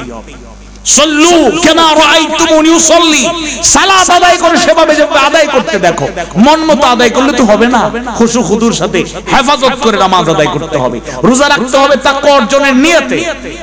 রোজাদার অবস্থায় যেভাবে হারাম কাজ করি না, অবৈধ কিছু করি না, পানি পান করি না, ক্ষুধা লাগলে খাই না, অন্যান্য টাইমে এই অনুভূতিটাকে রাখতে হবে। ওয়ালিল্লাহি আলান নাসি হিজ্জুল বাইতি মান ইসতাতা ইলাইহি সাবিলা, সক্ষম হওয়ার কারণে আপনার উপর হজ ফরজ হয়েছে। আল্লাহর সন্তুষ্টির জন্য হজকে আপনি ফরজ করে নিয়েছেন। উত্তরবঙ্গের এক মাহফিলে হঠাৎ করে সভাপতি সাহেব রাগ করে মঞ্চ থেকে নেমে যাচ্ছে, ধরে আটকানো যাচ্ছে না। মাহফিলের পরে জিজ্ঞেস করলাম, সভাপতি সাহেব এত রাগ করলো কেন? কারণ উনি ওই সময় হজ করতে 2.5-3 লাখ টাকা খরচ করে, তো ওনার কথা হইলো ওনার নামের আগে আলহাজ হাজি কিচ্ছু লেখা হয় নাই। উনি বলছে এরকম মাহফিল আমার দরকার নাই, আসুন না, টাকা দিব না, মাহফিল করলে করো, নাইলে নাই। তাহলে হজ কি করছে? আলহাজ লাগানোর জন্য। আপনাদের মধ্যে এরকম কেউ থাকলে মাইন্ড করবেন। মূল উদ্দেশ্য কার? সন্তুষ্টি। আওয়াজ বাড়ি বলে সন্তুষ্ট করব কাকে? এজন্য মৌলিক সেই জ্ঞান প্রত্যেকটা ইবাদতের ক্ষেত্রে, ইসলামের বেসিক কনসেপ্ট আমাদের থাকতেই হবে। এর পরের পয়েন্টগুলো দ্রুত বলে যায়, আপনাদের কষ্ট হচ্ছে? আলহামদুলিল্লাহ। দ্বিতীয় হচ্ছে ভ্রান্ত বিশ্বাস, রং আইডিয়া। একটা উদাহরণ দেই, যেমন আমি সিলেট থেকে এসেছি, আপনাদের যত জায়গায় যাওয়ার সুযোগে আমি দাওয়াত দিই, সুযোগ পেলে আপনারা সিলেটে আসবেন, বলেন ইনশাআল্লাহ। আল্লাহ তাআলা বলেন জমিনে ভ্রমণ করো, এটা তো কত সুন্দর একটা কাজ। যাবেন, আল্লাহ সৃষ্টিরাজি দেখে, যুবকরা কয়েকটা সেলফি তুলে স্মৃতির অ্যালবামটাকে একটু সমৃদ্ধ করে, এটাই উদ্দেশ্য যেন না হয়। ঠিক আছে, স্মৃতি রাখো, কিন্তু মূল উদ্দেশ্য আল্লাহ সৃষ্টিরাজি দেখে একজন দাঁড়ায়া আসার সময় অথবা আসার পরে একটা পর্যালোচনা বৈঠক করবা। কি শিখলাম আমরা? আল্লাহ এত সুন্দর পানি দেখলাম, জাফলংয়ে সাদা পাথরে, ও মা টাঙ্গর হাওরে গেলাম, দেখি নিচে মাছ যাচ্ছে, দেখা যায় এত স্বচ্ছ নিট এন্ড ক্লিন পানি, মাশাআল্লাহ, আল্লাহ সৃষ্টি এত সুন্দর। পাথরগুলো জাফলং আসতেছে, কুদরত আল্লাহ শেষ হয় না। কত বছর থেকে যে পাহাড়ের ঢলে পাথর আসতেছে আর আসতেছে, পাথর আর শেষ হয় না। সুবহানাল্লাহ। তোমার সৃষ্টি যদি হয় এত সুন্দর, না জানি তাহলে তুমি কত সুন্দর। সুবহানাল্লাহ। যাবেন সফরে, ওই নিয়তে যাবেন না যে কথাটা এখন বলবো, যাবেন সফরের নিয়তে।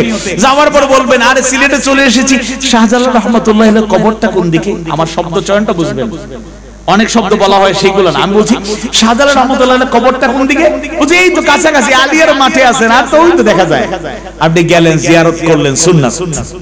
শাহবানা রাহমাতুল্লাহ কবরটা কোন দিকে? একটু কষ্ট করতে হবে, 12-13 কিলোমিটার পূর্ব দিকে যাইতে হবে, গিয়ে জিয়ারত করেন, সুন্নাত। কিন্তু কেউ যদি কবরের কাছে গিয়ে ওলির কবরের সামনে গিয়ে সিজদা করে, শিরক হয়ে যাবে। ইন্না শিরকা লাযুলমুন আযীম। এই মাথা এক আল্লাহ ছাড়া কারো সামনে নোয়ানো যাবে? আওয়াজ বাড়ি বলে নোয়ানো যাবে? ওই 15.5 বছরে বহু আলেম নামধারী জালেমরা ঈমান বিক্রি করেছে। এক ডক্টরেট ডিগ্রিধারী স্কলার তো বলেই দিল, আপনি শুধু কি প্রাইম মিনিস্টার, শুধু কি জান্নাতুল নেত্রী, আপনি জান্নাতি নারী। লোকেরা কয় পালালো, ওরা পালালো কারণ এমন কাজ করছে, আর থাকতে পারবে না তো, অবস্থা খারাপ হয়ে যাবে, গণ ধুলাই চলবে। কি ধুলাই? গণ ধুলাই চলবে। ঢাকা বিশ্ববিদ্যালয়ের ছাত্ররা খুব দুষ্ট, মানে একটু দুষ্টামি করে আর কি। ওই দুষ্ট মানে বেশি খারাপ মনে করেন না, এরা খুব দুষ্ট। ব্যানারে তাদের শীর্ষ কিছু ছাত্র নেতা সহ নেত্রী সহ ওদের ছবি দিয়ে আর একটা প্রতিযোগিতা আয়োজন করছে।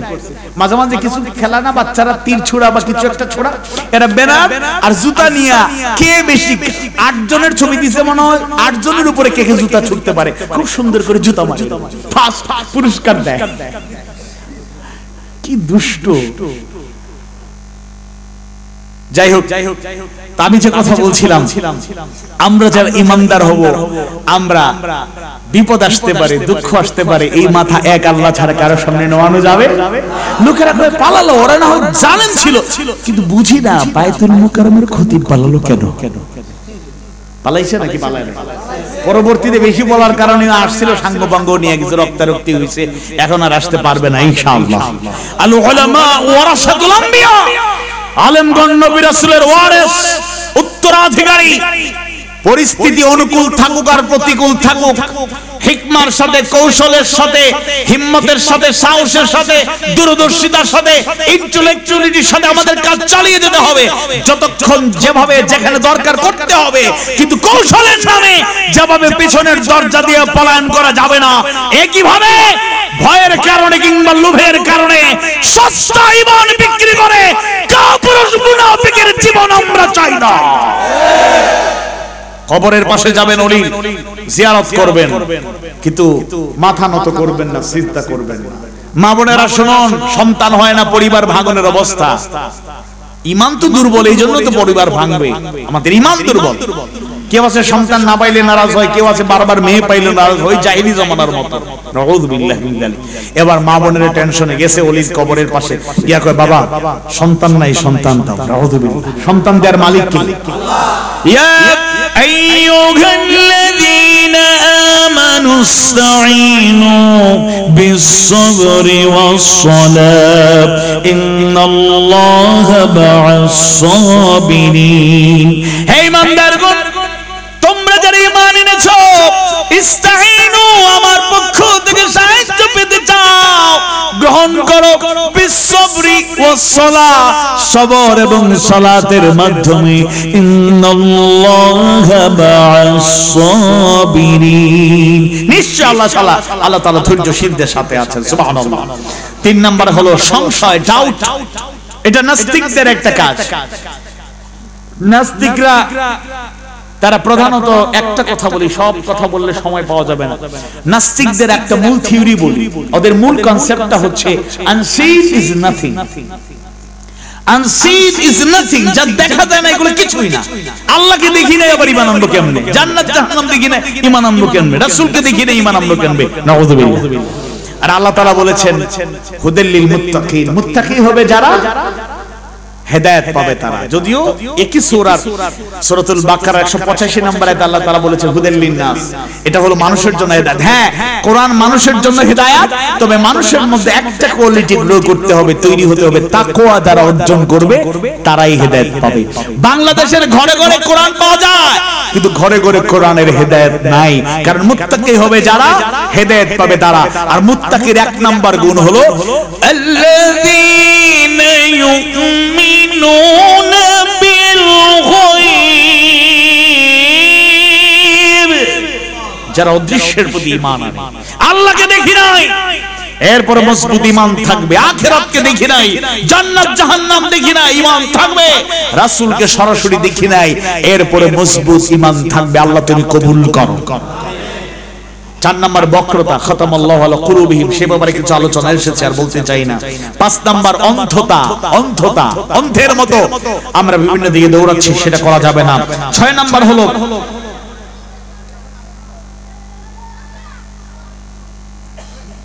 6 নাম্বার হলো মুনাফিকি, হিপোক্রেসি। মুনাফিকি আলামত আমাদের মধ্যে মনে নাই নাকি, শুধু ওদের মধ্যে। আচ্ছা, চট্টগ্রামে একটা বক্তৃতা দিয়েছিলেন আপা, আপনাদের কারো মনে আছে কিনা আমাকে হেল্প করেন। তিনি বলছিলেন 10 টাকায় কেজিতে চাল খাওয়াইছে, আপনারা কেউ খাইছে? তবে আমি একটু তার পক্ষে আবার একটু ফেভার করি। তার কথা একদিক থেকে সত্য। তিনি বলেছেন জনসাধারণের উদ্দেশ্যে ক্ষমতায় গেলে 10 টাকা কেজিতে চাল খাও, জীবনে কেউ আর খাওয়াইতে পারবে না, ওরাও না, পরবর্তী তারাও না। এটা তো অবাস্তব কথা। যাই হোক, বেশি বলে ফেলছিল, মানুষকে সহজ পাইছে তো ঠকানোর জন্য। 10 টাকায় খাওয়াইতে পারেন নাই, কিন্তু আমার একটা অবজারভেশন, আশা করা যায় আপনারা চিন্তা করলে, ওইভাবে চিন্তা করলে এটা পজিটিভ, ঠিক আছে। 10 টাকায় চাল খাওয়াবে বলছিল, কাউরে খাওয়ায় নাই, কিন্তু তার দলান্ধ যারা ছিল, তার দলের অনুগত যারা ছিল, 5টা গোলাম যারা ছিল, একেবারে 100% আনুগত্যশীল নেতা কর্মী যারা ছিল, এরা জনগণের চাল, জনগণের ডাল, জনগণের গম, সরকারি মাল, দাঁড়িয়ে ডাল, তারা কি 10 টাকাও লাগে নাই, ফ্রিতে ফাউ খাইছে, আছে না নাই? আরেকটা কথা বলছিল, ঘরে ঘরে চাকরি দিবে। আপনারা ঘরে ঘরে চাকরি পাইছে, কিন্তু একটা কথা, ঘরে ঘরে মামলা পাইছেন। যাই হোক, আল্লাহ কবুল করুন। এই কষ্ট আর ত্যাগের নজরানা আল্লাহ যেন আখিরাতে পুরোপুরি পুষায় দেয়, বলেন আমিন। এবার উনি বলছিল ঘরে ঘরে চাকরি, ঘরে ঘরে চাকরি দেয় না, কিন্তু দলান্ধ যারা একবার নিজেদের অনুগত দাস ছিল, এদের ঠিকই কিন্তু চাকরি হয়েছে, যোগ্যতা লাগে নাই, ডেকে ডেকে চাকরি দিচ্ছে। অযোগ্য লোকদেরকে বিভিন্ন চেয়ারে বসাইছে। যাই হোক, এজন্য এই কথাবার্তাদের মুনাফিকি আলামত। সহজ করে 4টা মুনাফিকের বৈশিষ্ট্য বলি। আয়াতুল মুনাফিক সালাসুন, রাসূল হাদিসে বলেছেন মুনাফিকের আলামত 3টা। ইযা হাদাসা কাযাবা, যখন কথা বলে মিথ্যা বলে। ওয়া ইযা ওয়া'আদা আখলাফা, যে যখন ওয়াদা করে খেলাফ করে। ওয়া ইযা তুমিনা খানা, যখন আমানত রাখা হয় খেয়ানত করে। আরেকটা হাদিসে বলেছেন 4টা, এই 3টা ঠিক আছে। 4 নম্বরটা হলো ওয়া ইযা খাসামা ফাজারা, যখন ঝগড়া করে গালি দেয়। এরকম লোক অন্ততপক্ষে এই এলাকায় নাই, এরকম লোক অন্ততপক্ষে মাহফিলের আশেপাশে কেউ নাই।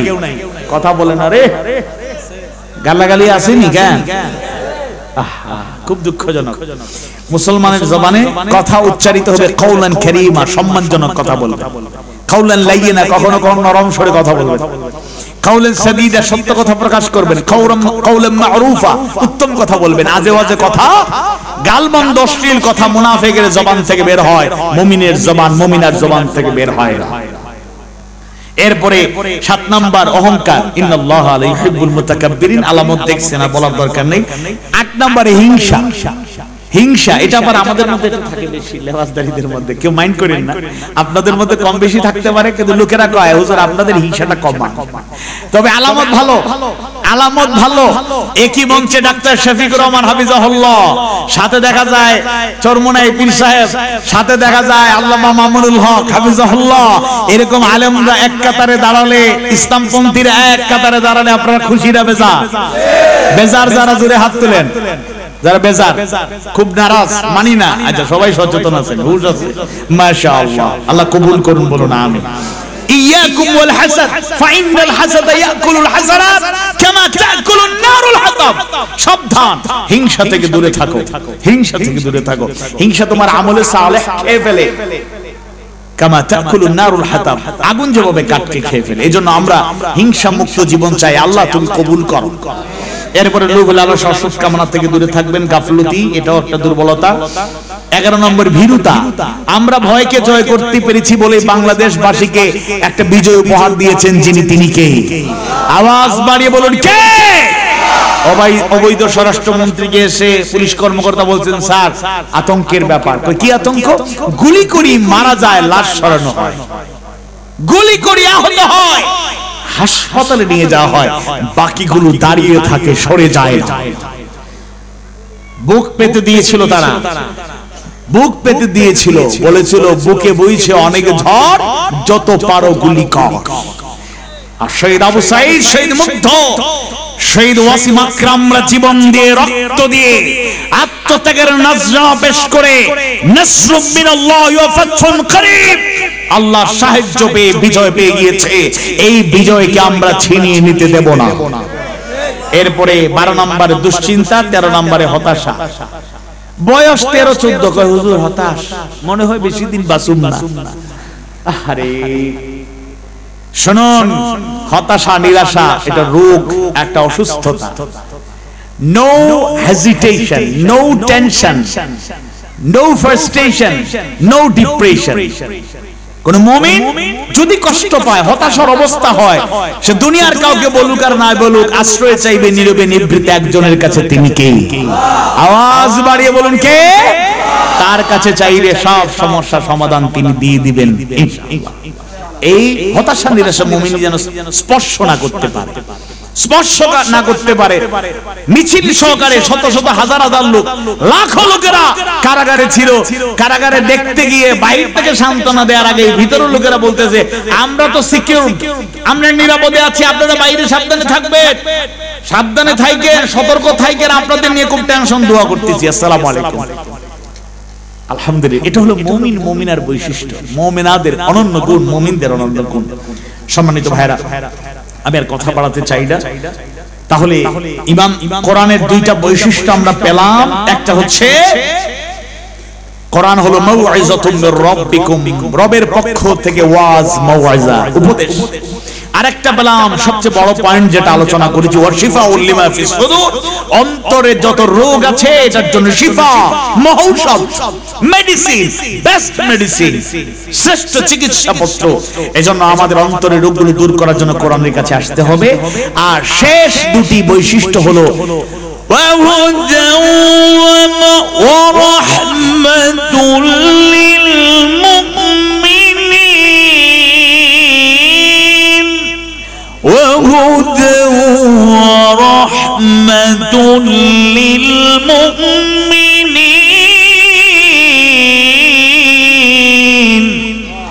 কোরআন হলো হেদায়েত, পথ নির্দেশনা। কিছু কথা চলে এসেছে, আসলে মুমিনরা, প্রকৃত মুমিনরা, মুত্তাকীরাই কোরআন থেকে হেদায়েত নিতে পারবে। আর কোরআনটা হলো তাদের জন্য রাহমাত, তাদের জন্য নিয়ামত। আসুন কোরআনটাকে ভালো করে পড়ি, বোঝার চেষ্টা করি, বানার চেষ্টা করি, প্রচার প্রসারের চেষ্টা করি। এই কোরআনের আলোকে সব জায়গায় প্রতিষ্ঠার প্রাণান্তকর প্রচেষ্টা চালাই। আল্লাহ তাআলা কবুল করুন, বলুন আমিন। অল্প সময় বসবেন, আমরা দোয়া করে সবাই যাব। এতক্ষণ কষ্ট করলেন, অল্প সময় কিছু যাবে না। আচ্ছা, এই মাহফিলটা তরুণ যুবকরা অনেক কষ্ট করে আয়োজন করেছে। এই মাহফিলটা অব্যাহত থাকুক আমরা চাই নাকি চাই? চাই নাকি চাই না?